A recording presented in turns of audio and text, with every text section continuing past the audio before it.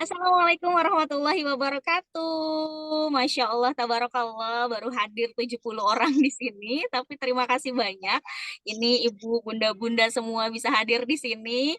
Maafkan jika saya, Bunda Nagara, selaku Bumin dari Sekolah Keluarga Indonesia, hadirnya malah lagi di jalan, karena tadi beneran ada jadwal harus jemput anak eskul dan sebagainya. Jadi harap maklum ya, Oh, bunda-bunda semua.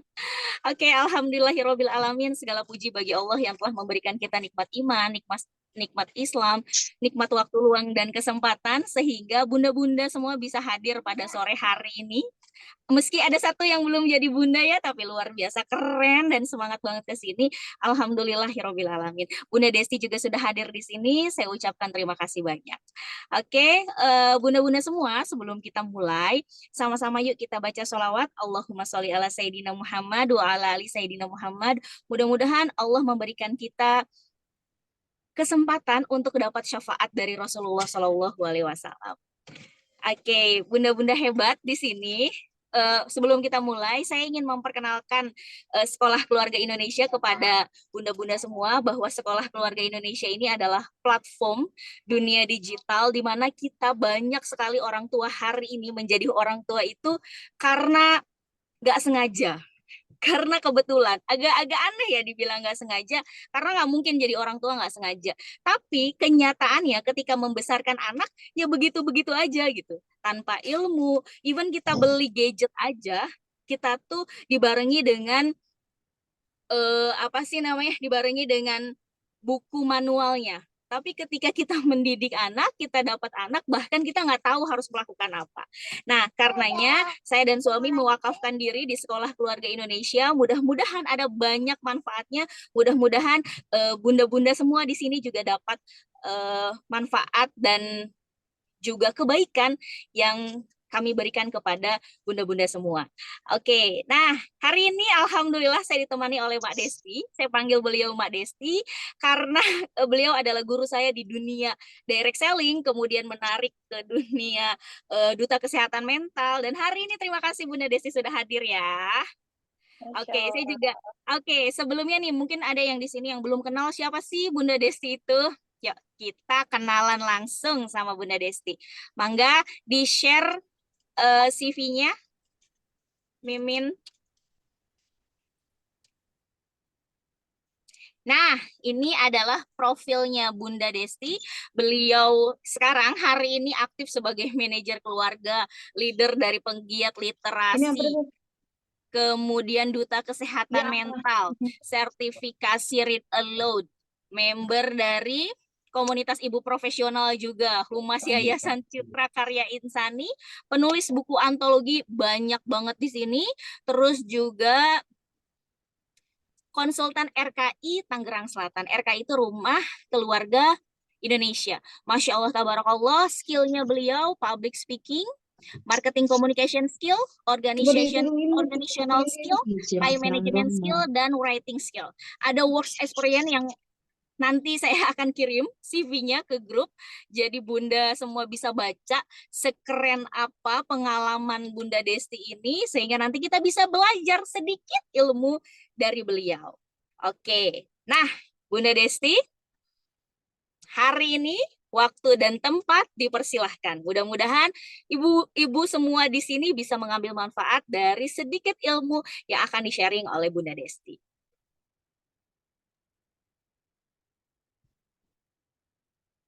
Oke, udah bisa dimulai. Oke, mangga. Terima kasih. Nah, Neng Ani. Masya Allah. Bismillahirrahmanirrahim. Assalamualaikum warahmatullahi wabarakatuh. Teman semua, sehat? Waalaikumsalam warahmatullahi Wow. wabarakatuh. Oke. Alhamdulillah. Ini udah ada 70 orang ya, 700 orang. Insya Allah akan menyusul yang lainnya. Teman-teman, untuk 1,5 jam ke depan, kita akan banyak berinteraksi gitu. Jangan sampai, meskipun saya salah satu pernah gitu ya, ngisi. sebagai penyiar radio juga, tapi harapannya 1,5 jam ke depan teman-teman bisa interaktif, walaupun jauh di mata, dekat di hati ya gitu. Silahkan teman-teman yang mau menyiapkan cemilan atau yang membuat fresh, silakan didatengin dulu, minum jangan lupa gitu. Terima kasih Bunda Fafa Bunga ya. Masya Allah gitu. Saya senang kalau misalnya teman-teman bisa langsung menampakkan wajahnya gitu, karena memang saya bisa melihat apakah teman-teman lagi sedih. Oh, bukan berarti saya mama loreng ya teman-teman gitu. Tapi alhamdulillah pengalaman beberapa tahun belakangan ini ketika saya menjelajahi tentang literasi emosi, baik itu anger management, kemudian membasuh luka pengasuhan, dan training-training yang lainnya dari Sabang sampai Merauke, baik dari online maupun offline, Masya Allah luar biasa gitu. Saya berhadapan dengan banyak orang tua, banyak calon orang tua yang mau sama-sama belajar tentang emosi. Nah, untuk 1,5 jam ke depan, selain teori, kita akan praktek juga nantinya, tapi minta tolong nanti ketika saya tanya, saya sangat senang sekali kalau teman-teman nanti bisa interaktif, menjawab juga ya di kolom chat. Oke. Nah, nanti untuk kedepannya kita akan mengenal emosi, terutama emosi diri gitu. Emosi kita dulu nih, karena kita akan berhadapan dengan lingkungan sekitar. Lingkungan sekitar kita tuh siapa aja, entah itu orang tua, anak, tetangga, rekan kerja, sekolahnya anak-anak, dan yang lainnya gitu. Tapi ketika kita tidak mengenal tapi ketika kita tidak mengenal emosi kita, lagi di level apa, kita tidak akan bisa mengenal orang lain. Dalam arti kita tidak tahu, oh anak saya lagi tantrum nih, berarti saya harus seperti apa gitu. Tapi ketika kita memahami level emosi kita seperti apa, dari mulai level emosi negatif sampai yang positif, itu insya Allah kedepannya skill ini bisa teman-teman praktekin juga, baik untuk anak-anak, terutama untuk diri sendiri ya. Jadi kita bisa memanage, saat ini saya lagi di emosi marah, berarti bentar lagi saya akan naik level nih. Jadi yang namanya naik level nih teman-teman, bukan hanya dari pendidikan PAUD, TK, SD, SMP, SMA, dan seterusnya gitu. Tapi juga silahkan sambil masak, jangan sampai kelupaan ya masakannya, nanti HP-nya yang masuk ke penggorengan. Kayak gitu. Nah, nggak apa mau sambil apapun ya, kita nyantai aja, serius tapi santai gitu. Karena semakin kita tegang, serius gitu, emosi kita malah semakin turun level, bukan naik level. Nah, seperti apa sih? Kita kenalin dulu yuk sama emosi. Oke, next. Mbak Admin, boleh ini perkenalkan saya, Desti. Nah, apakah slide-nya kelihatan? Kalau nggak kelihatan, boleh di zoom lebih besar ya. Tipe manakah sih kita kalau lagi marah? Di sini ada yang sebelah kiri ketika anak yang menjatuhkan gelas dan gelasnya pecah, ibunya bilang it's okay, nggak apa-apa gitu. Nggak apa-apa kok. Anaknya malah dipangku kayak gitu kan.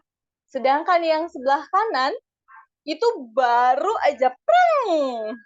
Ibaratnya ini mungkin gelasnya baru dibeli jauh gitu dengan harga mahal dan membuat ibunya langsung naik darah gitu. Nah, teman-teman silakan jawab dulu. Ini adalah pretest, jadi sebelum kita mengenal emosi. Aku mau tahu dulu nih, teman-teman kalau di rumah menghadapi anak-anak, lebih cenderung yang mana tipenya? Tipe yang kiri atau yang kanan? Yang kiri ini kalau misalnya anak berbuat salah, ya udah it's okay. Anak dirangkul, ditanyain kenapa melakukan ini, dan ketika anak minta maaf, ya kita langsung memaafkan dan divalidasi emosinya. Atau ketika anak menjatuhkan sesuatu atau berbuat sesuatu, kita malah yang langsung ngegas gitu. Gitu. Silakan teman-teman boleh dijawab di kolom chat sambil saya tahu. Ini nggak ada yang benar salah ya. Saatnya ini pengakuan diri. Gitu. Oke. Wah, terima kasih Mbak Uti. Ada lagi yang mau jawab? Silakan. Kadang kiri, kadang kanan, Bu, tergantung mood. Iya, betul. Emang ya, emang kita tuh memang ada lagi nih dari 7 peserta baru Mbak Uti ini. yang jawab. Kalau lagi mood baik ya, ya bener, memang kita ini cewek adalah gudangnya ekspresi emosi, teman-teman. Kalau kemarin teman-teman sempat, nyimak spill-nya di live IG saya bareng sama SKID, di situ saya bilang bahwa kita sebenarnya adalah cewek itu gudangnya ekspresi emosi. Jadi semua emosi ada di kita. Betul, tergantung kondisi emosi, apalagi kalau lagi haid, lagi ngantuk, lagi lapar, lagi hektik, kerjaan lagi banyak, itu tuh kayaknya rasanya mau jadi mama hulek nggak sih? Sama kok gitu. Saya waktu belum belajar tentang emosi, jadi teman-teman saya waktu di S1 di IPB, saya belajar tentang emosi, bukan tentang emosi, saya jurusan Gizi Masyarakat dan Sumber Daya Keluarga, tapi tugas akhir saya ini ngambil tentang, pengaruh kecerdasan emosi terhadap pengaruh kecerdasan emosi terhadap prestasi siswa kelas internasional di SMA Negeri 1 Bogor. Masya Allah luar biasa ternyata hasilnya terkait sama kecerdasan emosi ini gitu. Ketika orang tuanya kecerdasan emosinya bagus, ternyata itu ngaruh banget ke anaknya. Apalagi ketika kecerdasan emosi sang ibunya bagus, itu ke anaknya juga dahsyat ternyata. Jadi di sini saya mau sharing banyak terkait dengan kecerdasan emosi ini. Oke, next. Semoga setelah mengikuti pelatihan ini selama seminggu, yang tadinya level emosinya ngegasnya tuh tinggi, jadi agak reda lah ya. Tenang teman-teman, saya dulu waktu belum belajar tentang emosi, saya belajar tentang emosi, khusus emosi itu bertahun-tahun, dari mulai kuliah di IPB, kemudian lanjut di IKI, itu saya belajar tentang emosi, kemudian dari satu training ke training lain, dari workshop satu ke workshop lain, hanya belajar tentang emosi, bayangkan. Nah, ini salah satu tugas saya, waktu yang tadi saya ceritain bahwa tugas akhir saya waktu di S1-nya, ini tentang terkait dengan emosi. Betapa berpengaruhnya antara emosi, orang tua ke kecerdasan anak. Apalagi itu sebarannya ke ibunya, kecerdasan emosinya. Oke, next. Nah, kita nanti akan bahas tentang level emosi. Nah, ini teman-teman coba deh jawab. Biasanya kan teman-teman tuh suka nganterin, entah itu nganterin orang tua, nganterin anak, nganterin suami, entah itu naik motor maupun naik mobil, atau misalnya diboncengin deh. Teman-teman pernah nggak ngerasa, misalnya nih lagi ngegas nih, kita lagi ngegas, terus tiba-tiba lupa ngerem, atau misalnya saking buru-burunya, kendaraan kita digas terus tanpa rem. Kira-kira apa yang terjadi, teman-teman? Soleh, boleh jawab ya. Biar aku tahu nih yang nyimak berapa orang, jangan-jangan yang masak sambil tiduran terus lupa ya kalau ada Zoom gitu. Atau yang lagi off cam sambil nyusuin anaknya tidur, kita ya ikutan tidur. Karena aku pernah merasakan seperti itu, teman-teman. Nah, betul, nabrak, kecelakaan, apalagi kira-kira. Kalau kita lagi pegang setir, pegang kendaraan, entah itu motor atau mobil, terus aja digas, nabrak. Kalau ngegas terus, ya betul. Kira-kira apa? Kira-kira akan membahayakan siapa? Jalan tanpa arah, oleng, betul. Apalagi? Terus, keluarin. Nggak usah takut ya teman-teman, saya sudah jinak ya. Dulu saya anger out, yang kalau kata bahasa Betawi, senggol bacok gitu. Saya itu dulu kalau bawa mobil, saya pernah sempat tinggal di Batam 2 tahun, kemudian pindah lagi ke Tangsel gitu. Anak saya sekarang 2, yang satu kelas 3 SMP, yang satu kelas 5 SD. Jadi waktu tinggal di Batam, ketika saya belum memahami tentang emosi, belum punya skill tentang emosi, kalau ada yang nyalip secara mendadak di depan saya salip balik. Udah kayak Fast and Furious gitu. Maunya tuh war di jalan. Padahal kan itu bahaya ya gitu. Pun ketika misalnya adu argumentasi gitu. Pokoknya gue harus menang gitu. Pokoknya gue harus menang. Padahal ada saatnya kita harus kayak main ayunan. Mundur ke belakang, 2 langkah untuk maju 3 sampai 5 langkah.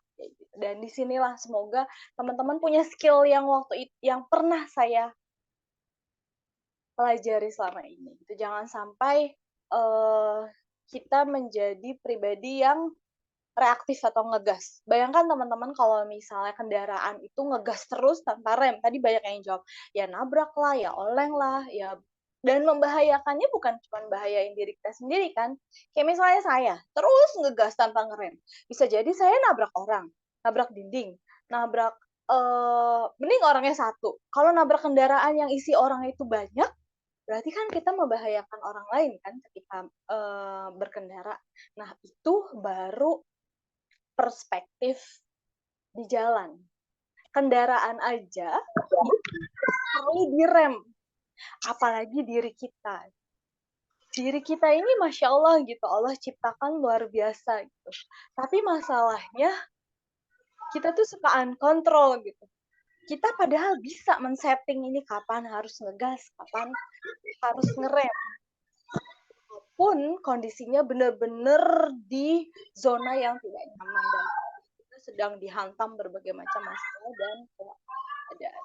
Nah, ini aku kasih tahu bahwa ekspresi marah ngegas sama marah cerdas ada bedanya. Kalau yang reaktif atau yang ngegas itu biasanya langsung di hijack amigdala kita. Jadi kan otak emosi itu ada di tengah-tengah ya teman-teman. Otak emosi kita ada di tengah. Kalau misalnya kita, kadang kita berpikir kalau lagi nggak oleng nih ya, lagi wajar jadi mama cantik gitu kan. Anak tantrum ya slow. Tapi kalau anak lagi tantrum dan emosi kita lagi di level negatif, itu pasti bakalan sumpah serapah keluar gitu. Padahal kata-kata kita adalah doa yang bisa jadi itu bisa diijabahkan sama Allah gitu. Jangan sampai terjadi seperti itu. Nah, ketika kita lagi nggak bisa mengontrol emosi negatif kita, otak kita tuh di hijack, ibaratnya diblokir. Kalau kita ngeblokir mantan gitu, temen atau yang kita nggak suka ya udah gitu ya kelar. Tapi kalau otak kita diblokir sama sesuatu, sama emosi negatif, itu jadinya malah lepas kontrol. Akhirnya reaktif dan marah-marah tanpa sebab. Makanya banyak banget kan kasus-kasus ibu yang membunuh anaknya lah, kemudian anaknya yang dianiaya sampai bener-bener gak manusiawi banget gitu. Jangan sampai kita membenci bullying tapi malah menjadi pelaku pertama dan terlama untuk buah hati kita. Seperti itu ya teman-teman. Nah, ini marah yang responsif. Butuh waktu memproses. Kadang kan kalau kita udah kesel, udah langsung aja kayaknya apa yang mau diomong itu dikeluarin. Padahal bisa kita skip, bisa kita tunda. Nah, dengan tahu tentang level emosi. Oke, next. Mbak. Nah, ini terkait sama kenapa sih kita harus belajar level emosi? Kenapa kita harus belajar emosi? Saya ngulik-ngulik karena saya juga sempat kuliah juga di Institut Ilmu Al-Quran Jakarta. Sebenarnya tuh Allah tuh Masya Allah luar biasa sudah ngasih surat cintanya, udah kasih warning, udah ngasih ini loh gitu. Kamu tuh belajar emosi karena ada sebab akibatnya. Teman-teman boleh cek di Quran surat Asyam ayat 8 sampai 10. Teman-teman pernah nggak ngerasa misalnya nih, teman-teman kalau pagi misalnya bangun jam 4 gitu ya. Jam 4 masih bisa sholat tahajud dulu lah ya sambil menjelang persiapan buat persiapan bekal anak-anak dan yang lainnya prepare-nya. Pernah nggak teman-teman ngerasa pas lagi bangun tuh satu sisi ada yang bilang, udah nanti aja, 10 menit lagi aja, kan kamu masih capek. Semalam baru tidur larut banget loh, baru tidur jam 1. Nggak apa-apa lah, 10 menit lagi istirahat. Lagi pula juga sekali-kali anak sama suami nggak usah bawa bekal. Tapi di satu sisi lain, ada bisikan, ayo cepetan bangun. Nanti kalau nggak bangun sekarang, nanti kasihan anak sama suami kesiangan.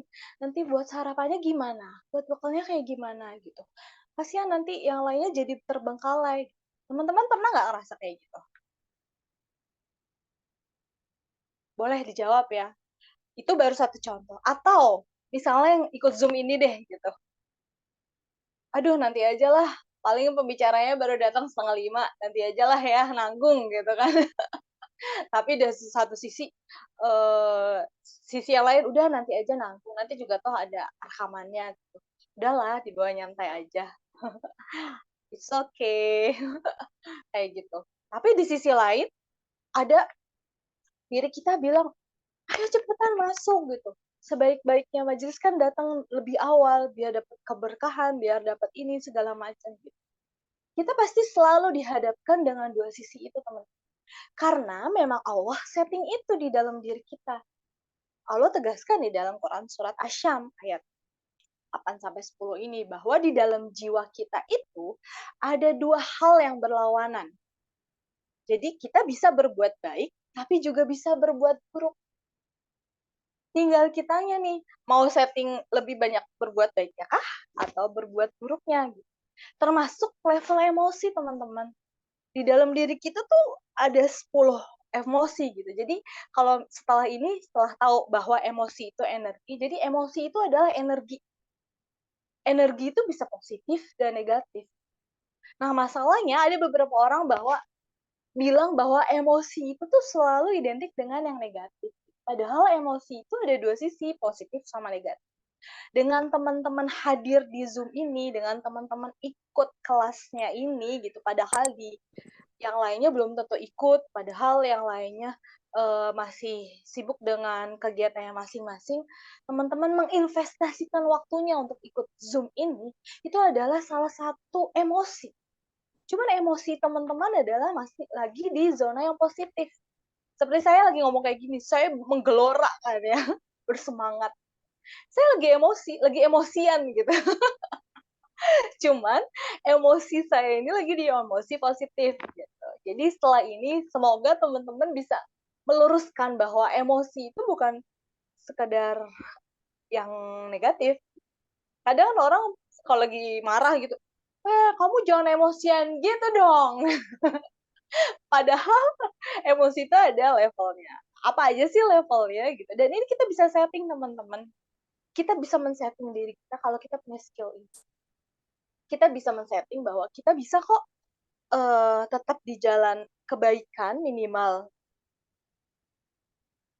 mendominasi hal kebaikannya dibandingkan keburukannya. Oke, next. Nah, ini dia yang akan kita pelajari. Level emosi. Jadi level emosi adalah seperti ini. Tuh, ada 1, 2, 3, 4, 5, 6, 7, 8, 9, 10. Ada 10, teman-teman. Kalau kemarin teman-teman sempat nyimak spill aku di IG bareng sama Bunda Negara terkait depresi. Nah, depresi itu ada di level emosi yang paling bawah. Kok nggak ada, Mbak, di sini tulisannya? Iya, karena depresi itu di bawahnya apatis. Cirinya apa? Level depresi, ya dia udah coba entah membunuh dirinya sendiri atau membunuh orang-orang terdekat. Dan kita harus tahu skill ini, teman-teman. Jadi teman-teman jadi tahu, oh ini saya lagi di level emosi marah. Oh, saya lagi di level emosi takut. Oh, saya lagi di level emosi. Pun kita bisa mendeteksi level emosi orang-orang terdekat kita nantinya.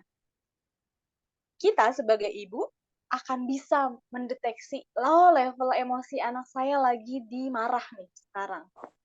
Bentar lagi dia naik level. Oh, suami saya lagi di level emosi proud atau bangga. Oh, oke. Jadi kita bisa tahu ketika kita tahu level emosi dan bedanya, skill ini kita asah terus-menerus, kita akan bisa menjadi konsultan minimal untuk keluarga kita.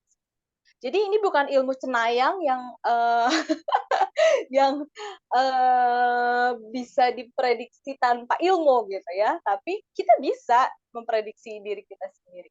Kita bahas satu-satu ya. Apatis. Apatis ini level emosi negatif yang paling bawah. Saya nggak sebut paling bawah itu depresi gitu, karena depresi itu udah ibaratnya udah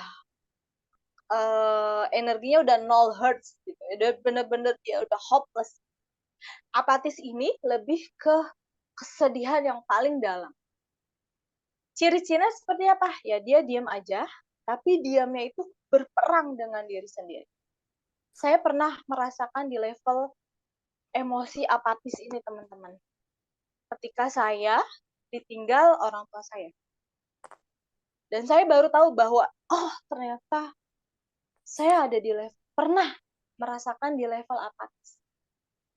Jadi ketika saya pindah dari Tangsel ke Batam, ikut tugas suami, kemudian tadinya kita mau menetap di sana, karena ayah saya sakit diabetes waktu itu, dan karena memang cucu kesayangannya ada di anak saya semua gitu kan. Biasanya setiap hari main ke sini. Tiba-tiba kita pindah itu mulai drop, walaupun tidak signifikan ya, dari tahun pertama masih mending, tahun kedua mulai sakit sampai kondisinya drop. Akhirnya kami memutuskan ya udah deh ya, kita pindah lagi aja ke Tangsel. Mana tahu kehadiran kita, kehadiran anak dan cucunya bisa menghibur dan menyenangkan kakek, gitu kan. Itu dari niatnya saya belajar bahwa saya salah gitu. Niat saya pindah itu bukan karena Allah, tapi ingin orang tua senang gitu. Ini kisah ini saya ceritain juga di story saya gitu, bahwa kita nggak boleh berharap terlalu besar terhadap manusia gitu. Karena ketika kita terlalu berharap besar, berharap banget pada manusia, Allah akan menimpahkan pedihnya sebuah pengharapan sehingga kita balik lagi. Allah itu cemburu. Wah, kamu terlalu berharap papahmu sembuh. Tapi Masya Allah gitu. Jadi ketika saya memutuskan pindah dan suami alhamdulillah meng-ACC, hari ini saya pindah, jadi saya pindah, tapi suami masih ngurus birokrasi pindah di sana. Udah kamu pindah duluan sama anak-anak, nanti hari Rabu balik lagi, kita bawa kendaraan satu dari Batam ke Tangsel gitu kan. Saya pindah hari Sabtu, qadarullah hari Minggunya bapak saya meninggal. Itu tuh rasanya saya ada di zona level emosi paling rendah, teman-teman. Sama sekali nggak nangis, karena papa saya itu meninggal di depan saya, bukan di depan yang lain. Jadi perjalanan ambulans dari rumah ke rumah sakit, di situ lah papa saya meninggal. Jadi saya benar-benar, kita cuma berdua sama driver di depan ya, ambulans. Di situ saya merasakan shock terapi yang luar biasa, sama sekali nggak nangis. Jadi level apatis itu kita ngerasa kehilangan seseorang yang benar-benar kita sayang, yang ngerasa, dan kita ngerasa bahwa, lah ini beneran apa enggak ya? Kejadian ini tuh bener atau cuma mimpi aja ya? Saat itu saya sama sekali nggak nangis. Tapi saya juga nggak ngomong, jadi terkesan saya kayak ada dan tiada gitu. Kayak setengah hidup, setengah mati. Karena masih belum, satu sisi, kok kayak gini sih? Kok jahat banget sih Allah? Kok gitu? Jadi berperang tuh. Antara sisi baik dan sisi buruk saya tuh berperang di dalam. Seperti yang tadi surat Asyam, berperang di dalam diri, sehingga itu yang membuat saya diam. Tapi diamnya saya itu tanpa berbicara dan tanpa mengeluarkan air mata. Saking di level emosi yang paling rendah. Itu apatis. Jadi biasanya yang level emosi paling rendah apatis itu ketika kita kehilangan seseorang, meninggal. Itu yang paling bawah. Itu ya teman-teman.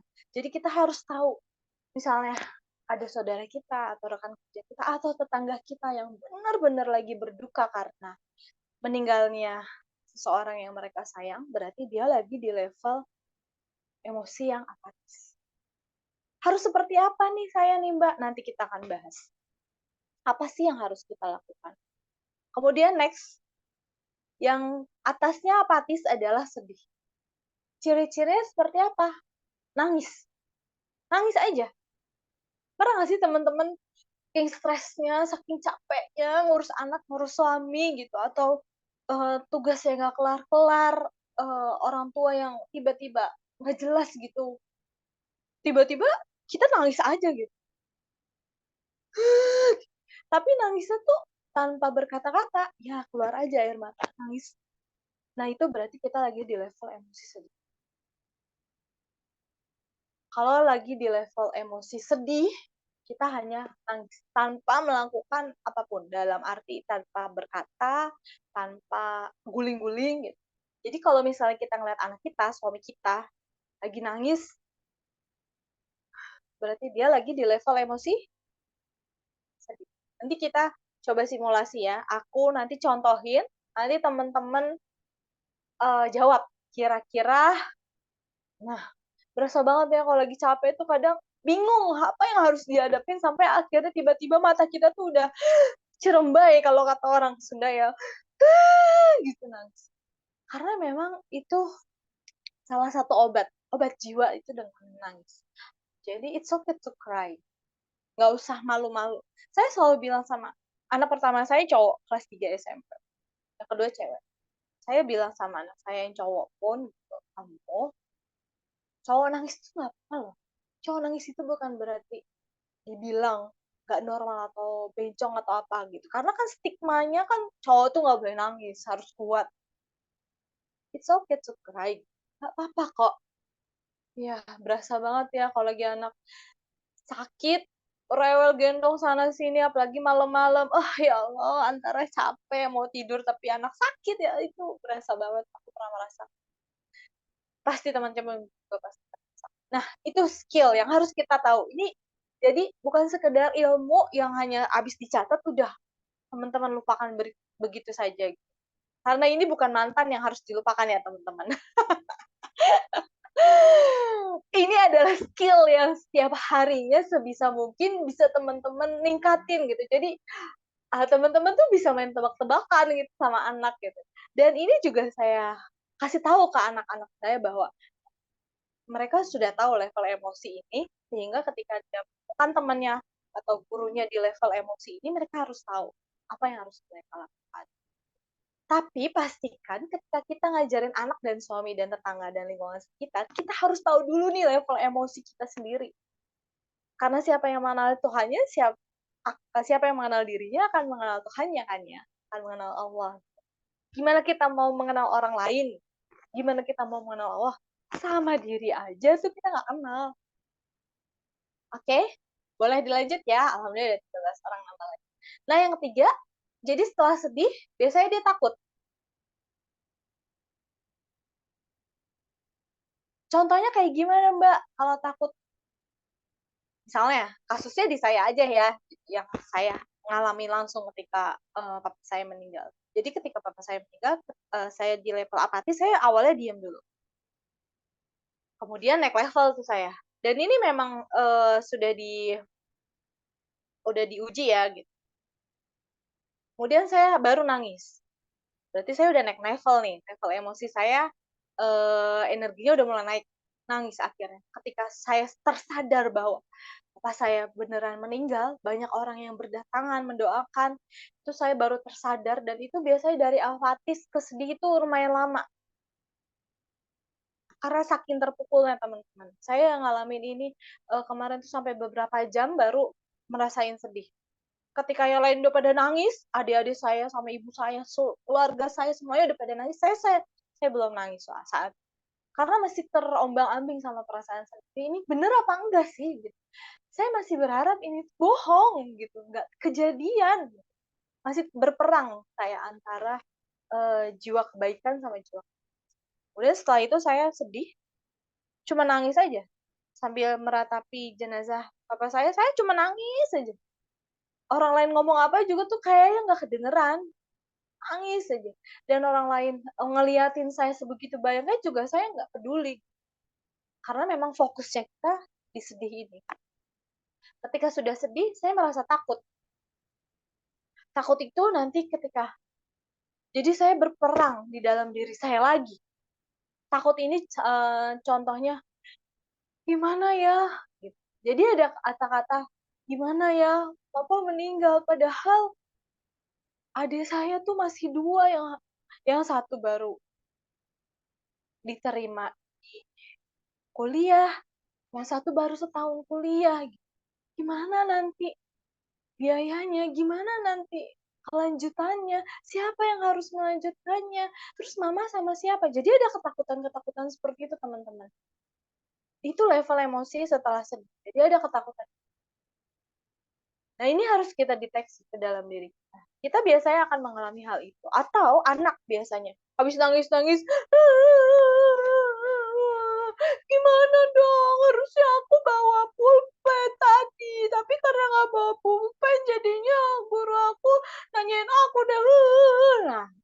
lagi di level emosi takut.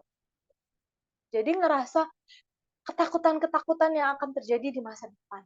Itu level emosi ya selanjutnya. Nah, habis takut biasanya dia nafsu. Contohnya kasus saya lagi. Saya akan langsung bilang, ya udah deh, kalau kayak gitu adik nggak usah lanjut kuliah aja, biarin aja gitu. Apa udah nggak ada, udah adik nggak usah. Jadi nafsu itu segala keputusan yang diambil tanpa pikir panjang. Jadi kita memutuskan sesuatu tanpa pikir panjang karena balik lagi otak amigdala kita lagi diblokir, lagi di hijack sama otak perasaan. Harusnya otak logika kita tuh bermain, tapi karena kita lagi sedih, lagi takut, sehingga kita nafsu dan memutuskan sesuatu tanpa pikir panjang. Makanya hati-hati banget kalau misalnya kita lagi ribut sama suami, ribut sama anak tuh. Pastikan bawaannya sumpah serapah, ya udah deh kamu aku ceraiin aja gitu kan. Ya udah deh, kamu pergi dari rumah ini, bawa tas kamu nak, gitu-gitu. Nah, itu berarti kita lagi nafsu. Karena kita memutuskan sesuatu tanpa pikir panjang, tanpa memainkan logika berpikir kita. Ini padahal kita bisa set. Oke? Nah, kemudian dua level emosi negatif lainnya yang selanjutnya adalah marah. Marah ini cirinya seperti apa? Kadang kita mengidentifikasikan bahwa emosi itu hanya sekedar marah. Jangan emosian dong gitu. Jadi cuman tahu bahwa emosi itu ya marah. Padahal emosi itu tadi udah kita pelajari ya. Dari mulai apatis, sedih, takut, nafsu, marah, sama bangga. Marah ini ciri-cirinya kayak gimana sih Kak, Mbak? Gitu. Marah ini kita menyalahkan orang lain terhadap sesuatu yang terjadi pada diri. Contohnya apa? Contoh di kasus aku ya. Di kasus aku yang biar relate gitu, biar teman-teman tahu bedanya. Contohnya ketika aku ditinggal sama orang tua, sama papa, saya ketika di level emosi marah, itu saya menyalahkan lingkungan sekitar. Lagian sih mama gitu, harusnya tuh dari kemarin papa tuh dibawa ke rumah sakit, kenapa ini masih aja ditaruh di rumah? Kayak gitu. Jadi saya menyalahkan orang lain terhadap peristiwa yang terjadi. Lagian sih ade, harusnya tuh jagain dong papa baik-baik. Jadi kita menyalahkan orang lain. Nah, itu adalah ciri-ciri bahwa kita lagi marah. Jadi menyalahkan orang lain terhadap sesuatu yang terjadi pada kita. Misalnya kita kesel sama atasan kita. Lagian sih Bapak ngasih tugas dadakan banget. Terus jangan dadakan gini dong. Saya masih banyak tugas yang lainnya. Atau kita kesel sama suami karena misalnya suami pulang malam, sedangkan kita udah masak terus udah gitu dia udah makan. Gimana sih kamu ya? Aku tuh udah masak kok, udah capek-capek masak terus kamu ternyata udah makan di sana. Gitu. Berarti kita lagi di emosi marah. Kita harus tahu itu. Kita harus identifikasikan kita lagi di level emosi yang. Oke, teman-teman. Nah, satu lagi adalah bangga. Bangga atau proud. Ini contohnya bangga itu menyombongkan. Kalau saya kasih contoh di kasus saya, sama apanya nih? Habis ini kita simulasi ya, tebak-tebakan. Biar saya tahu gitu. Teman-teman ini selama 1 jam saya cuap-cuap, apakah menyimak atau tidur? Oke ya. Gitu. Nah yang terakhir adalah bangga. Sebelum nanti kita ke emosi yang positif. Karena ini jarak kita jauh ya. Tadi kan ada yang sampai dari Kairo ya, Masya Allah luar biasa. Gitu. Ada yang dari Depok, Cirebon, malah lagi tadi. Tadi sampai menyimak dengan seksama. Kirain menyimak dengan kecantikan diriku yang paripurna gitu kan. Oke lanjut ya teman-teman. Kemudian yang bangga. Bangga atau sombong. Nah biasanya bangga atau proud ini ciri-cirinya adalah kita menyombongkan diri kita. Contohnya seperti apa? Misalnya di kasus saya ketika ditinggal papa saya meninggal. Contoh dari bangga atau proud ini, saya bilang seperti ini. gini-gini, Teteh tuh bisa tau gak sih ngurus Bapak. Jadi ada kata gini-gini gitu. Atau misalnya kita lagi kesel sama anak kita, gara-gara anak kita nggak mau diajarin, hei kamu, masa kamu nggak mau sih diajarin sama bunda matematika? Gini-gini ya, bunda tuh lulusan S2, kayak gini mah kapan, kecil lah tuh. Kayak gitu, itu berarti kita lagi di level emosi sombong atau membanggakan diri. Itu adalah level emosi negatif. Tapi kita harus senang, berarti bentar lagi kita akan naik level, yaitu jadi level emosi yang positif. Kayak misalnya, Bunda nih nyuruh aku ngurusin kayak gini, aku gini-gini juga bisa kalau mencuci piring doang, Bunda. Kayak gitu kan. Misalnya anak kita ada yang lagi beres-beres, ternyata dia nggak mau gitu. Pokoknya kalau ada kata gini-gini gitu. Nah, kayak gitu. Berarti di level emosi yang bangga. Sampai sini paham ya, teman-teman? Karena saya belum tahu teman-teman paham atau enggak, sebelum nanti kita bahas selanjutnya, saya akan tebak-tebakan. Silakan teman-teman nanti jawab di kolom chat. Oke, siap ya? Saya akan simulasi nih ceritanya. Biar teman-teman paham apa enggak nih saya cerita gitu. Karena khawatir belum lama saya juga ngisi di Zoom nih. Sekitar berapa ratus gitu, 500-an lah ya. Saya bingung, udah gitu malam-malam pula. Takutnya nih saya cerita kayak gini rame-rame begini apa pada tidur semua ya. Akhirnya saya gemparkan dengan pertanyaan. Nah, silakan teman-teman boleh dilihat contekannya. Saya akan tanya ya teman-teman. Ini ujian ya, ujian tengah semester. Karena saya pernah jadi mantan guru, bukan mantan kekasih ya, atau lagi mantan pacar. Saya pernah ngajar di TK, SD, SMP, SMA, bahkan anak kuliahan gitu. Jadi udah makanya saya senang kalau teman-teman menampakkan diri. Saya tahu jadinya, oh ini lagi ngantuk, lagi galau, lagi ngurusin cucian lagi. Oke, nih aku contohin ya. Silakan teman-teman jawab di kolom chat.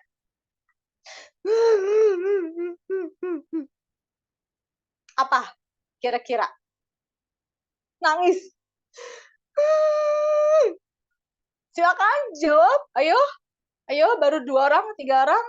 Terus, ayo dilarang saling mencontek ya. Ayo dong dijawab. Sudah, oke. Keren, bener. Saya lagi di level sedih. Jadi kalau sedih itu cuma nangis aja. Karena habis nangis ya, udah plong dong ya berarti yang habis nangis. Nah, selanjutnya. Oh ya, udah. Oke, sedih. Pokoknya tadi saya nangis berarti lagi sedih. Oke, mantap, keren teman-teman di sini. Aduh, saya jadi pengen makan lagi kan. Oke, selanjutnya nih ya, saya praktekin lagi. Gimana dong? Kamu nih, nanti gimana dong aku gitu. Harusnya tuh salah. Nanti teman-teman salah lagi. Soalnya bisa langsung 2 nih. Bisa langsung 2 level emosi. Woi, belum apa-apa udah ketakutan. Ini kayaknya skillnya saking expertnya ya gitu. Gimana dong nanti gitu kuliahnya? Kasus saya tadi lagi ya. Gimana nih nanti kuliahnya? Kalau misalnya Bapak udah nggak ada. Aduh, gitu. Tiap mengalami tiap hari ya. Curhat, Bu. Bener, takut. Yes. Makanya kalau ada kata gimana dong akhir bulan nih gitu. Oh ya, sekarang baru tanggal 1 ya, si awal bulan. Aduh gimana dong, cucian belum diangkat, bentar lagi hujan. Nah, itu berarti takut. Oke, selanjutnya.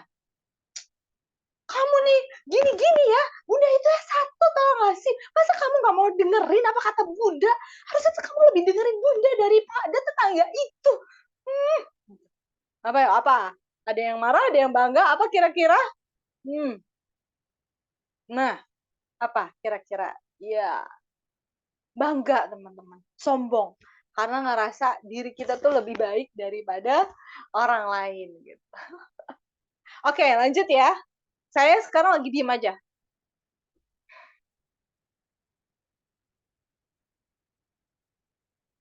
Apa kira-kira? Apatis? Apa?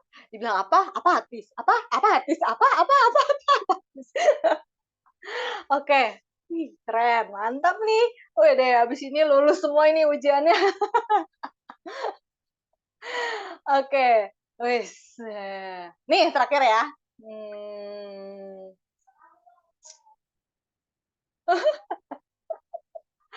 Waduh, seneng saya ya memilah-milah. Apalagi ya kira-kira? Saya mau abis ini saya mau nunjuk satu orang ya, bentar. Satu lagi. Saya mau praktekin yang mana ya? Kira-kira yang belum? Oh, ada dua yang belum ya. Yaudah deh, kita pergi aja sekarang gitu. Nggak usah bawa-bawa yang lainnya. Udah kayak gini aja pokoknya. Aku nggak mau ngajak-ngajak dia. Pokoknya kita langsung pergi aja. Yuk, kita langsung mudik aja ke sana. Udah. Nah, apa tuh kira-kira? Di level apa? Nafsu, nafsu, nafsu. Apa lagi yang mau jawab? Oke, iya betul nafsu. Jadi berpikir tanpa memutuskan tanpa berpikir panjang. Oke. Nah, sekarang ada satu orang yang mempraktekkan, teman-teman yang lainnya menjawab. Oke? Aku boleh ini ya, cap cip cup ya, cap cip cup. Di sini ada yang cowok nggak? Muhammad Faiz Arsyad ini cewek apa cowok? Cewek apa cowok, Bun? Perempuan semua, Bun. Perempuan semua. Iya ya, berarti masih connect. Karena kan ini kelas ibu bahagia, bukan bapak bahagia. Enggak, saya lagi menguji konsentrasi. Oke, silakan Mbak Fafa Bunga, boleh bantu saya untuk jadi fasilitator? Karena Masya Allah nih, tepuk tangan buat Mbak Fafa dari awal sampai sekarang menemani saya. Silakan Mbak Fafa, boleh simulasi. Teman-teman yang lainnya, silakan chat. Bener, apakah ini di level apatis, sedih, nafsu, bangga, atau apapun. Oke? Siap ya teman-teman? Mbak Fafa? Ayo, boleh. Mulai ya, Bismillahirrahmanirrahim. Gimana ya? Kan qadarullah ya udah nanti kalau aku kasih tahu nanti jadi tahu ya, Mak ya. Ya gimana ya? Adik masih kecil-kecil sedangkan Abi sudah meninggal gitu. Yang terakhir itu masih kelas 2 MTS. Gimana ya? Gitu. Apa ya teman-teman kira-kira ada keywordnya tuh? Gimana ya nanti malah masih pada SD, SMP, sekolah. Apa nih? Ayo. Nah, benar nggak nih jawabannya? Benarkah jawabannya? Yeay, keren. Takut ya? Gimana nih, gimana nih, gimana? Gimana? Tapi bukan berarti sambil nyanyi ya. Gimana, gimana, gimana. Aja Mak kalau sambil nyanyi. Oke, lanjut.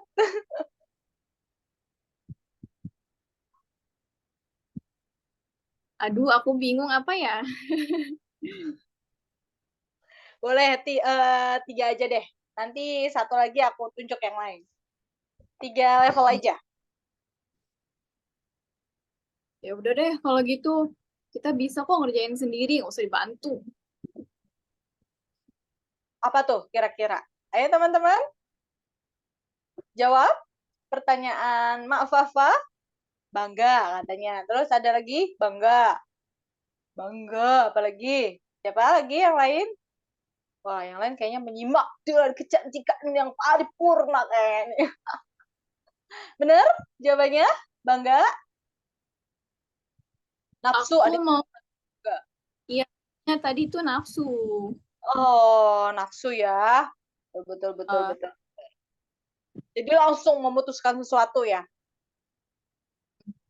Kalau bangga lebih ke gini-gini, aku ini gitu ya. Oke. Satu lagi, Mama Fafa? oke, satu lagi yang terakhir. Apa ya? Lupa ya, disiram kalau ke toilet. Oke, lanjut. Kan, coba tadi misalnya kita nggak pergi, pasti deh nggak kejadian gini. Apa nih kira-kira? Nah kan? Nah kan? Nah kan? Ayo. Apa nih kira-kira? Marah. Marah. Marah. Jangan marah-marah begitu dong. Jangan marah-marah terus. Maya. Oke. Menyalahkan orang lain ya. Bener? Apa-apa? Ya. Yeay, keren. Mantap. Terima kasih ya, Cin. Oke, selanjutnya satu lagi. Mbak Ika, kayak udah siap nih. Lanjut Mbak Ika, Zulaikha. Boleh ya? 2 level aja. Yang lain menjawab. Boleh, bebas apapun. Bos. Ini bos. Iya Oh, sayang. nggak apa-apa. Itu bisa jadi level emosi. Iya, udah tandanya sayang. Bentar ya. Eh, apa ya? Bingung juga nih kemana. Gak apa-apa, aku tungguin kok. Tenang aja. Masih 1,5 jam lagi. Insyaallah. Iya, ya. Kenapa sih kamu gitu? Harusnya kamu jangan pergi dulu, kamu tungguin. Apa tuh? Ayo, Kan kira-kira. kalau nggak kayak gitu nggak kejadian nih. Apa tuh? Gimana? Ayo. Bingung kan? Marah. Ayo, marah. Nah, apa yo? Kira-kira. Ayo yang lain. Marah. Lah ini yang ke toilet udah selesai. Marah. Bener nggak marah? Iya. Bener, Mbak Iya. Ika? Yeay. Menyalahkan orang lain itu kan Iya, marah. betul. Menyalahkan orang lain Nyalain ya. orang lain. Betul. Iya. Jadi kalau anak lagi nyalain orang lain, ih kamu lagi di level marah ya. Saya pernah tahu Oh, kayak gitu gitu. ya. Iya, kadang saya godain adanya gitu kan atau kakaknya. Kamu sih nih. Ih, kakak lagi di level marah nih. Bentar lagi sombong nih kayaknya nih. Aduh, Masya Allah. Menyalahkan orang lain sama dengan marah ya. Iya, betul. Menyalahkan orang lain itu adalah level emosi marah. Gitu. Jadi menyalahkan orang lain. Sip, sama-sama. Oke. Ada lagi? Satu lagi. Tadi baru satu kan ya, Mbak Ika? Iya, baru satu. Tadi Satu lagi. Bapak kan udah 3 tuh. Yang mana satu lagi yang belum tuh. Gak apa-apa. Sama kayak Mama Papa juga gak apa-apa. Kan contohnya beda. Iya. Ekspresinya juga beda kan?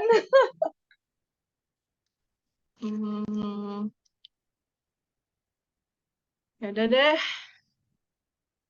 Ya udah, terserah deh, terserah. Bingung. Kita bawa ke rumah makan terserah aja gimana?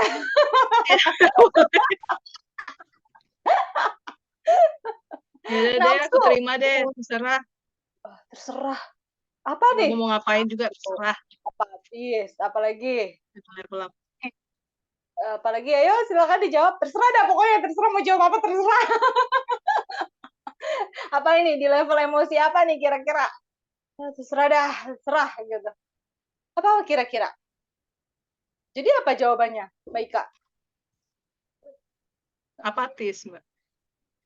Bener nggak? Apatis. Oh, kalau apatis Soalnya diem. Nggak ngomong apa-apa. Diem. Antara nafsu dan apatis ya.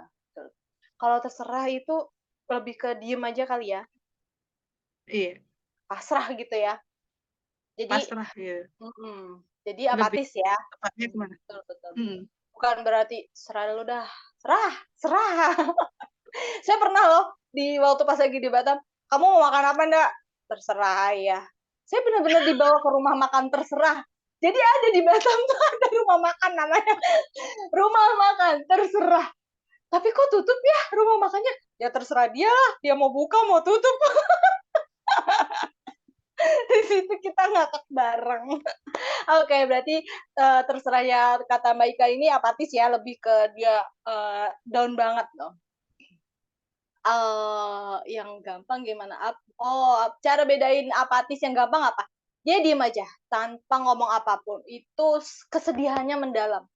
Seperti yang tadi saya contohin, ketika saya ditinggal papa saya meninggal, pertama kali sebelum saya nangis, saya shock terapi, saya diem, berperang di dalam batin saya, ini bener apa enggak kejadiannya, dan masih berharap bahwa papa saya masih hidup. Di situ saya bener-bener diem, sampai orang lain ngomong apapun, saya nggak peduli, bahkan saya nggak dengar orang lain ngomong apapun. Karena saya lagi berperang dengan diri saya sendiri. Dan biasanya level apatis itu benar-benar di kondisi yang paling terpuruk. Biasanya ditinggal sama seseorang, gitu.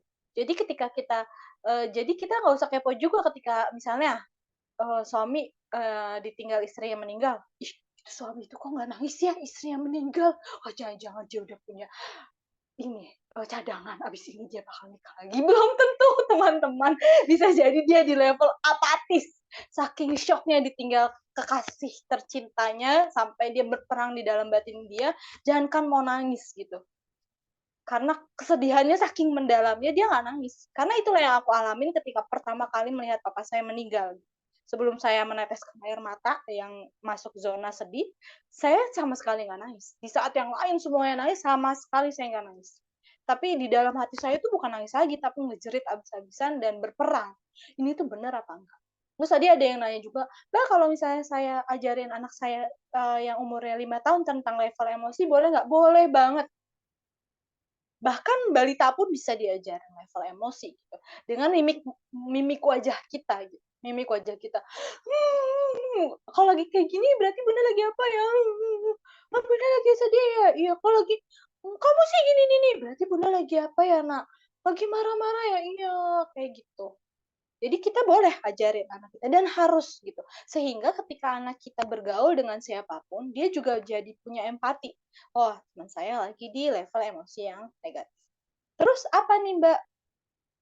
Menerima dan damai. Oh ya, kita belum bahas. Ini kita masih bahas di level emosi yang negatif. Kita akan bahas nanti di level ngambek belum tentu. Biasanya kalau ngambek kan ada suaranya ya.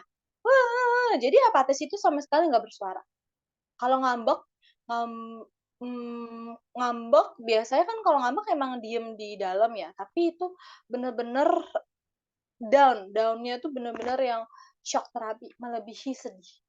Kadang ngambek bisa sambil ngoceh-ngoceh, marah-marah, wah gimana sih? Nah, itu bisa jadi bukan apatis, tapi takut gitu.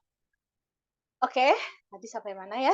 Oke. Terus gimana Mbak kalau misalnya kita atau suami kita atau anak kita lagi di level emosi yang negatif? Tugas kita itu hanya 2, mendengarkan dan peluk. Udah itu aja.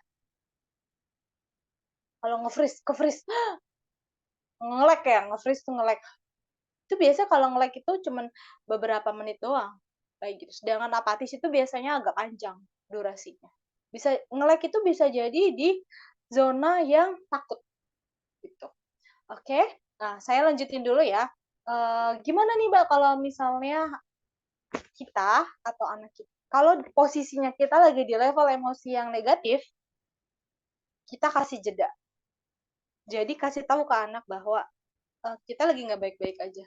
Bunda lagi sedih, tolong bantu ibu ya.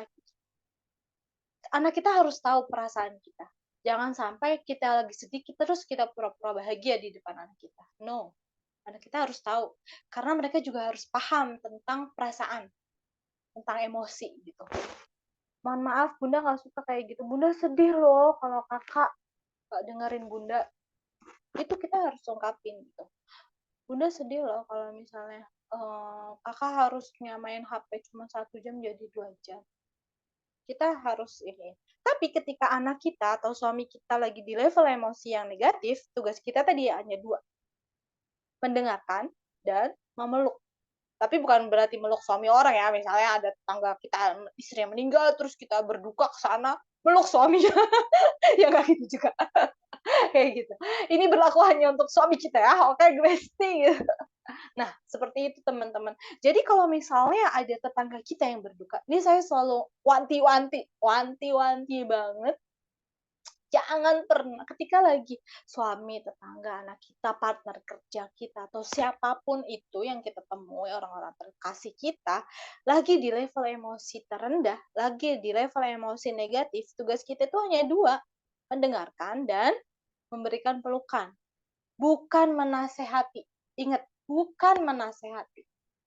Karena apapun nasihat meskipun itu baik di waktu dan tempat yang salah, itu jadinya toxic. Ingat. Jadi ketika lagi misalnya tetangga kita ada yang berduka, ada yang meninggal, nggak usah bilang yang sabar ya, itu sama sekali toxic, teman-teman. Saya pernah merasakan hal itu. Bayangin ketika orang tua saya meninggal, awalnya nggak apa-apa 1, 2 orang, 3 orang, 10, 20, 100, 200. Tapi ketika itu dikeluarkan terus-menerus dari banyak orang ke saya, bilang yang sabar ya, itu baik tidak nasihat? Baik, bagus, mensupport, dan bukan salah mereka. Karena ketika kita menyalahkan orang lain, sebenarnya yang salah adalah kita. Oke, siap, boleh. Jadi tugasnya apain dong kalau ada yang berduka? Dengerin aja. Nggak usah juga kita kepo. Kenapa meninggal? Emangnya kejadiannya gimana? Stop jadi wartawan. Dengerin aja. Kalau dia diem, kita nggak usah korek-korek juga. Boleh kita korek, tapi yang kita korek, udah makan belum? Aku suapin ya. Jadi kita cukupi kebutuhannya. Karena biasanya kalau orang yang lagi berduka, jangankan mau makan, minum aja kayaknya tuh lupa. Gitu. Jadi daripada kita bilang kayak gitu, mendingan kita elus-elus, kita peluk, usap-usap sambil siapin kebutuhannya.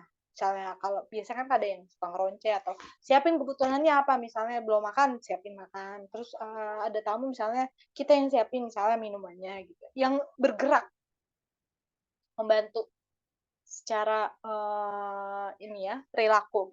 Jadi bukan yang kepo harus gini ya. Oke.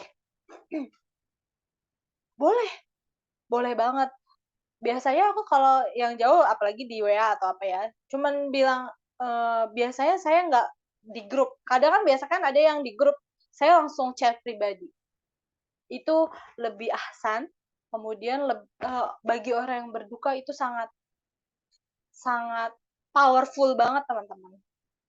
Sangat powerful karena ngerasa di personal chat itu lebih powerful dibandingkan di grup gitu. Jadi biasanya yang aku lakuin kalau ada yang bela sungkawa gitu di grup, ada info ini, saya langsung chatnya itu cuman misalnya siapa gitu, misalnya Indah turut berduka cita ya, udah stop sampai situ aja.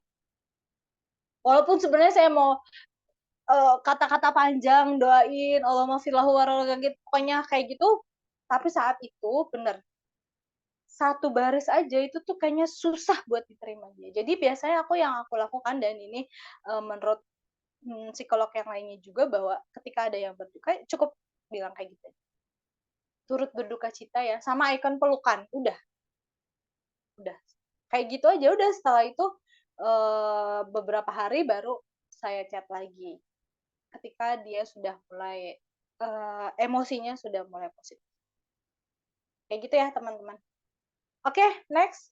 Jadi tugas kita itu mendengarkan dan memelukkan. Pun ketika anak kita lagi marah-marah. Jadi nggak usah war. Anak marah kita juga ikut marah. Lagian sih mama nih, harusnya kan mama cuciin baju aku. Lah, lagian kamu, kenapa kamu nggak naruh baju itu di situ? Gimana bunda mau cuci bajunya orang kamu nggak naruh di situ? Itu mah 11-12 gitu sama anak kita berarti kan. Jadi kalau lagi di level emosi negatif, tugas kita dengerin aja. Dengerin dulu gitu. Karena kan ada juga kan pesan dari sahabat Rasulullah, ketika anak kita lagi nangis, biarkan dia nangis, biarkan dia mengeluarkan perasaannya gitu. Karena itu adalah fitrah dan jangan ditunda. Kayak gitu. Sambil kita edukasi juga ke anak kita. Oke? Itu ya. Nah, selanjutnya yaitu kalau nggak biasa meluk, gimana biar bisa terbiasa? Ya, biasain meluk. Berarti dari mulai sekarang harus biasa berpelukan. Tenang, teman-teman. Aku juga dulu tuh kayaknya mau pelukan tuh kayaknya risih gitu ya. Sampai akhirnya aku belajar lagi tentang emosi ini. Terus menerus gitu. Akhirnya, oke, ya kayaknya kita harus berpelukan deh sebelum tidur sama berangkat kerja gitu. Awalnya risih banget. apaan sih bunda, apalagi anak saya kan yang cowok tuh kayak apaan sih ya. Tapi setelah beberapa tahun kita praktekin, jadi saya itu ada ritual pokoknya sebelum tidur itu kita berpelukan, peluk, cium kanan kiri sambil doa gitu, sama minta maaf. Jadi sebelum tidur itu, makanya ketika saya lagi keluar kota atau suami lagi keluar kota, pasti sebelum tidur tuh mereka izin nelfon dulu sambil kalau di rumah sebelum tidur kan biasa kita ada aktivitas rutinitas kita kan bacain buku, habis itu kita elus-elus, cium, peluk, gitu. Saya minta maaf kan, saya dulu yang minta maaf. Maafin bunda ya, gitu. Oh, I love you, gitu. Bunda sayang kakak. Maafin bunda ya kalau hari ini bunda nyakitin kakak. Gitu. Awalnya responnya itu enggak banget. Apaan sih bunda? Mau kayak gitu, kayak punya salah aja nih gituin. Tapi besoknya saya lakukan terus. Setiap mau tidur. Setiap mau tidur pasti saya melakukan itu. I love you kakak, maafin bunda ya, hari ini udah bikin kakak kesel gitu. Kalau kita hari itu melakukan apa, itu recalling, saatnya recalling saat malam hari. Iya emang, bener mbak. Emang, awalnya saya ditolak terus. Untung ya, waktu saya SMP, SMA, saya sering banget ditolak sama cowok-cowok. Jadinya udah kebal gitu. Ini tolak sama anak. Tapi penolakan itu sekarang alhamdulillah berujung malah kalau belum saya ngucapin mereka duluan ya. Bunda aku mau tidur gitu loh, gitu maafin aku ya bunda, aku sayang bunda. Jadi sekarang sebelum aku, karena itu ritual setiap malam terus menerus saya dan suami lakukan. Terus kalau pagi juga sebelum anak-anak sekolah juga peluk cium, selain salaman ya, peluk cium selain salaman, kita juga bilang I love you yang baik ya di sekolah, semangat ya gitu. Bunda sayang kakak gitu. Terus kayak gitu setiap hari. Emang awalnya tuh kayaknya kaku gitu lidah, tapi lama-kelamaan itu ternyata bisa melembutkan hati anak-anak kita. Melembutkan hati anak kita dan emosi anak-anak kita tetap di zona yang positif. Memang susah awalnya, tapi ketika itu jadi prioritas dan rutinitas harian kita, jadi PR itu prioritas, R-nya rutinitas.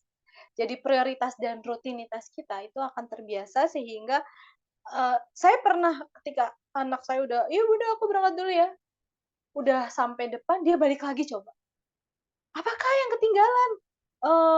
Ini apa ikat pinggang, jam, apa jaket? Enggak, aku lupa belum peluk bunda.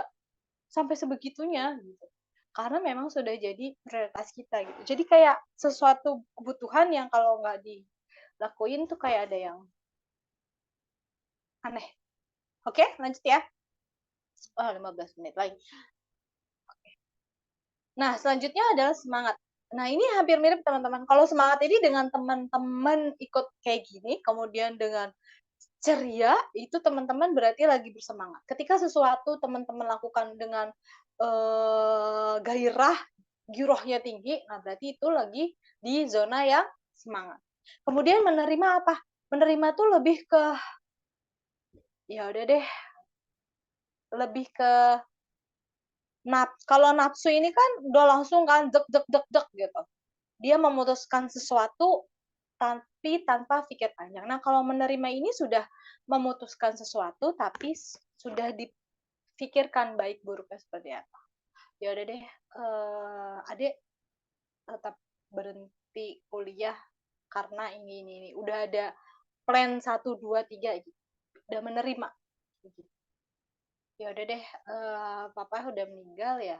Udah gimana emang udah takdirnya gitu. Jadi udah ngerasa bahwa oke, ini memang udah ibaratnya jiwa kita tuh udah menyatu antara perasaan dan logika. Jadi sehingga kita tuh sudah menerima bahwa oh, ya ini udah takdirnya.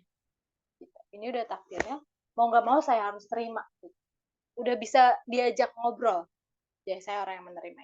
Kemudian damai ini tuh mau kita dibully kayak gimana pun tetap aja nyantai gitu. Bukan berarti kita nggak punya masalah, tapi kita bisa menyikapi masalah itu dengan respon terbaik. Jadi kayak misalnya, lu Desti jelek banget sih. Emang kenapa? Gini-gini juga banyak yang suka gitu loh. Jadi damai itu orang mau ngebully kayak gimana juga karena kita sudah di zona positif, ngerasa kita udah nerima ya emang gue jelek, emang kenapa gitu kan. Tapi nyinyirnya tuh bukan nyinyir ya karena ih apaan sih lah bilang-bilang gue jelek gitu. Bukan kayak gitu. Kalau itu kan lebih ke level emosi yang negatif. Kalau ini lebih damai. Emang gue jelek, tapi banyak yang suka gimana dong gitu. Lebih ke narsis kayaknya ya. Nah, lebih damai. Damai itu lebih sudah apapun yang Allah kasih itu yang terbaik. Sedangkan pencerahan ini kita sudah bisa menjadi influencer atau bisa memberikan pencerahan ke orang lain.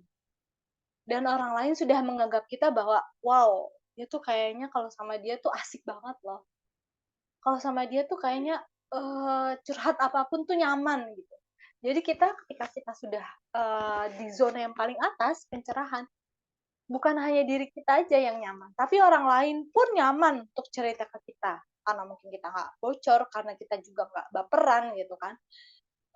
Karena biasanya teman-teman curhat ke orang yang nggak akan mudah baper kan ya.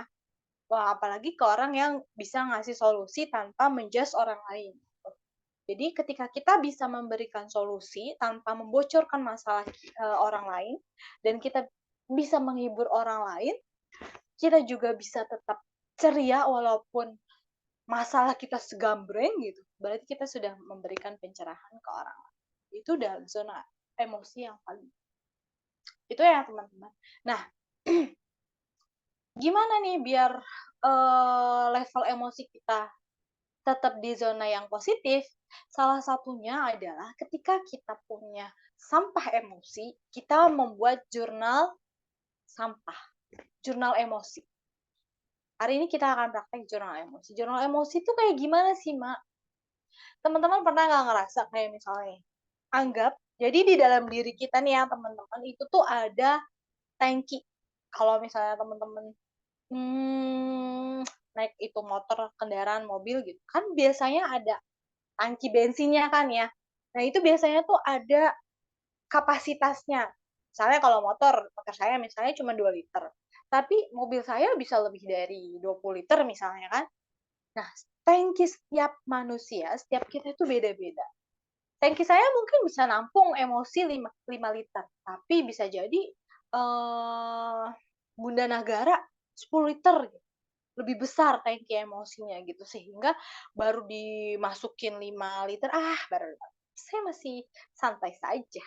Saya nggak akan marah-marah. Tapi setiap orang kan beda-beda tangkinya. Bayangin kalau misalnya tangki kita nih anggap tangki, terus masuk tiap hari masalah.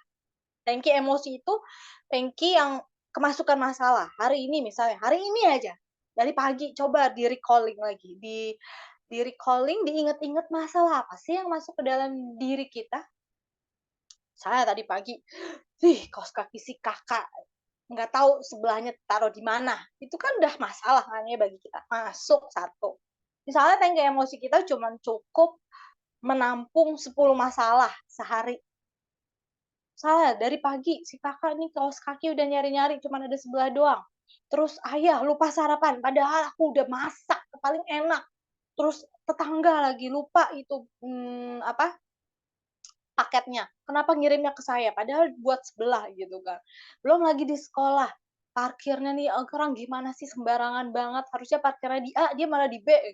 Itu udah 4 ya kan. Apalagi terus lagi itu sampai rumah, ya ampun lupa tadi kompor belum dimatiin pas lagi nganter anak sekolah. Kan. Ditambah lagi, ya ampun ini baju kok nggak kering-kering ya gitu. Beberapa hari hujan terus misalnya. Terus numpuk masalah. Nah, tangki kita udah penuh nih. Entah itu masalah sama, pernah nggak teman-teman, kita punya masalah nih. Seharian ini misalnya kita cuma punya masalah sama suami,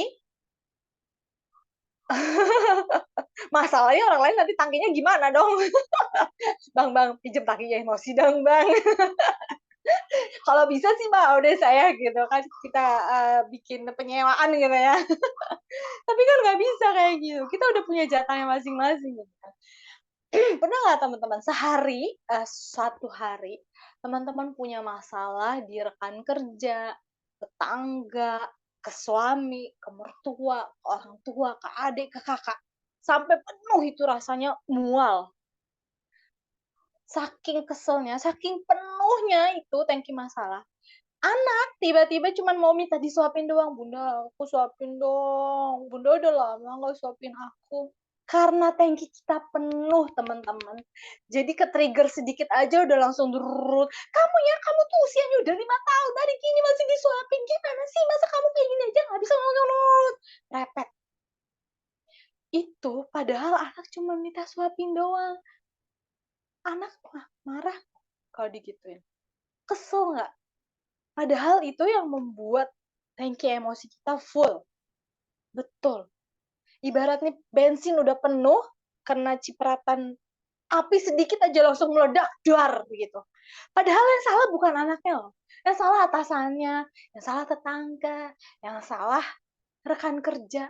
Tapi karena emosi kita udah penuh, nggak dikeluar-keluarin, itu emosi, tangkinya udah penuh, ibarat tuh kalau bak mandi tuh udah penuh, airnya udah luber, udah kemana-mana. Jadi begitu anak datang, anaklah yang kena marah kita. Gitu. Nah, kita harus kelola ini.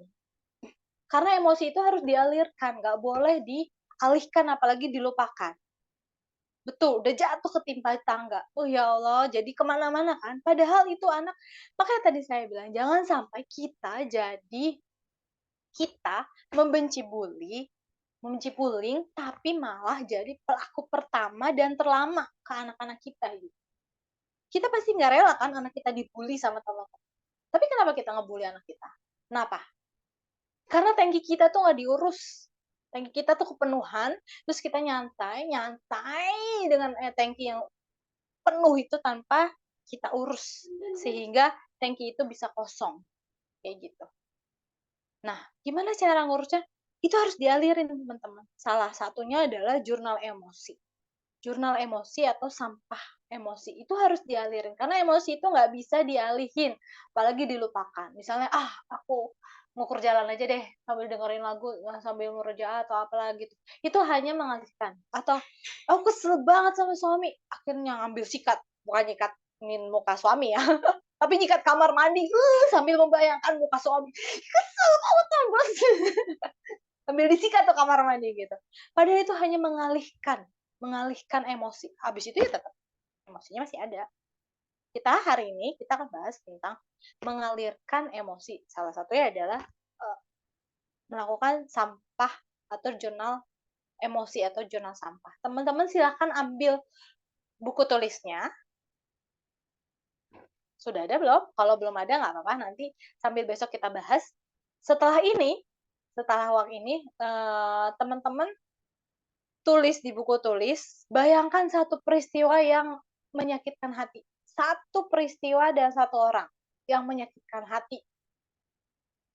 Siapa? Sebutin siapa. Tapi jangan disebutin sini ya, nanti saya kenal lagi, jangan. Sebutin cukup di dalam hati aja gitu. Misalnya kesalnya sama siapa itu, walaupun itu kejadiannya waktu kita TK atau SD, SMP, SMA itu, sebutin satu orang itu, hadirkan orang itu, dan tulis. Jadi hadirkan teman-teman, merem, terus hadirkan muka orang itu di depan kita. Misalnya aku kesel sama seseorang gitu, dia udah, aku contohin misalnya, kesel sama satu orang laki-laki yang dia udah ngebully aku waktu SD gitu kan misalnya. Pokoknya kesel banget gitu.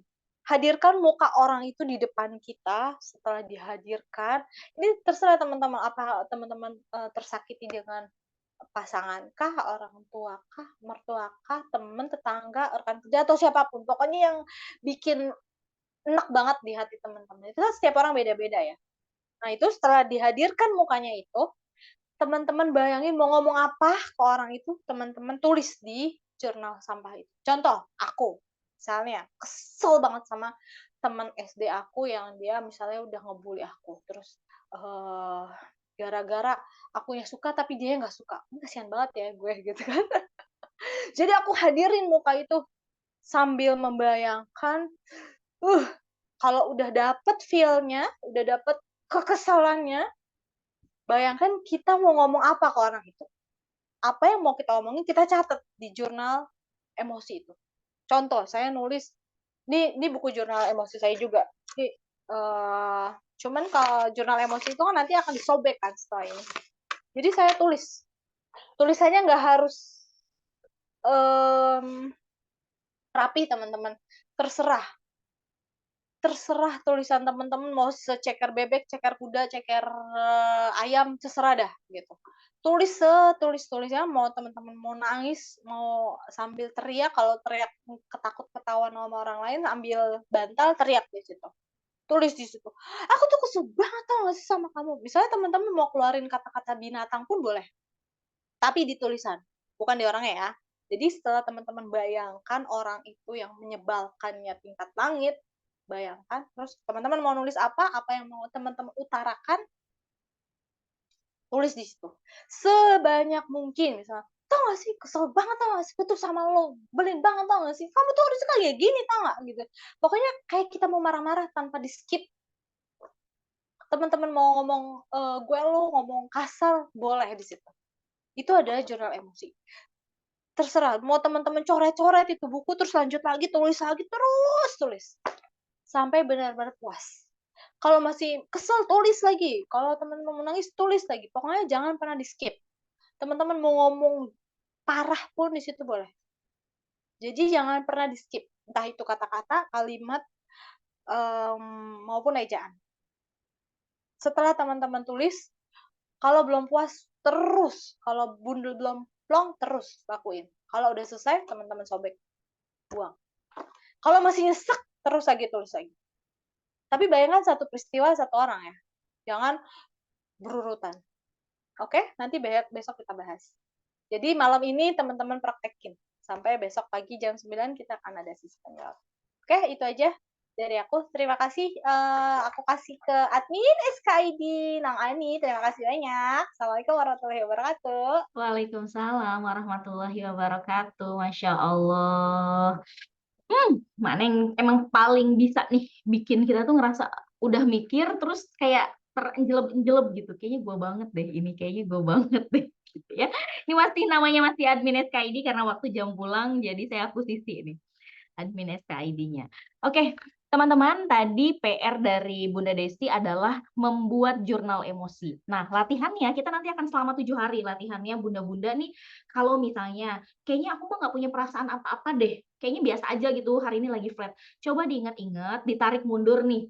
Sebulan lalu ada masalah apa? Ditarik mundur lagi setahun lalu, atau sampai kemudian kita waktu kecil juga. Misalnya, kadang ada yang merasakan kesenggol dikit gitu waktu kecil tapi sakitnya sampai sekarang, atau obrolan sama orang tua, sama mertua, sama suami gitu dulu banget tapi masih kerasa sekarang. Nah, luapkan sekarang di jurnal emosinya. Jurnal emosi ini nggak harus cantik, bisa di kertas HVS, bisa di buku, dimanapun, karena nanti ujungnya dibuang, nggak usah dibaca lagi, nggak usah dipamerin di sosmed juga, di foto cekrek ini loh jurnal emosi aku, nggak usah, jadi langsung dibuang. Tujuannya dibuang biar lepas.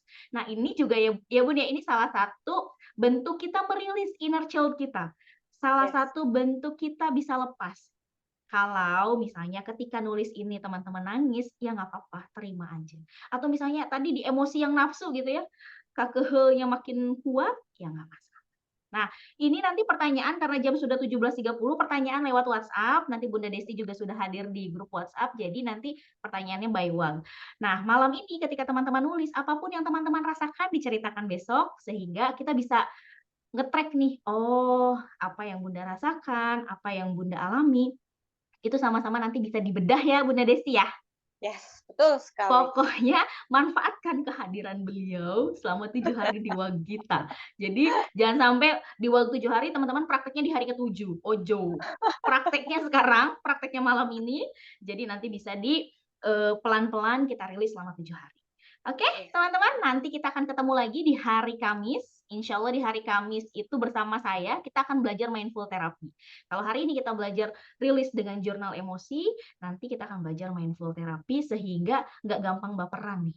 Jadi kalau sampahnya udah dikeluarin, jangan sampai kita terus-terusan baper aja kalau ketemu orang. Gitu, sekali lagi terima kasih Bunda Desti. Barangkali ada closing statement? Sudah sih, teman-teman kalau dapat insight di slide terakhir saya sih tadi ada, tapi Ya. udah ditutup ya kayaknya ya. Mhm.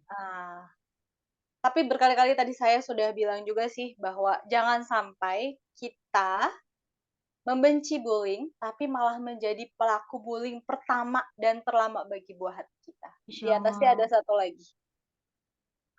Nah, anak berhak bahagia memiliki ibu seperti kita. Jadi tuntaskan emosi teman-teman agar kita bisa bahagia mengasuh anak dan mendampingi suami tercinta. Jadi kita pelan-pelan belajar, sama-sama belajar gitu.